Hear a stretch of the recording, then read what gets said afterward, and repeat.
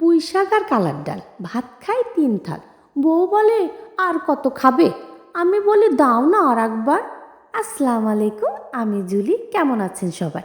আলহামদুলিল্লাহ, আমিও ভালো আছি। আজকে আমি নিয়ে আসলাম কালার ডাল দিয়ে পুঁই শাক রান্না।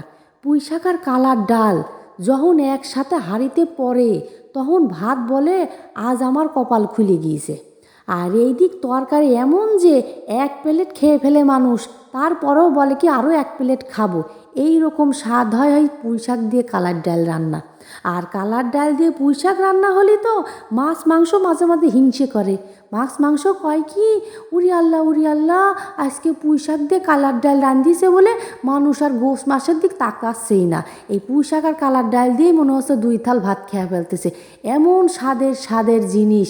আপনারাও কিন্তু একেবারে সস্তাভাবে প্রেশার কুকারে দিয়ে পুঁই শাক আর কালার ডাল রান্না করে খায়া দেখতে পারেন।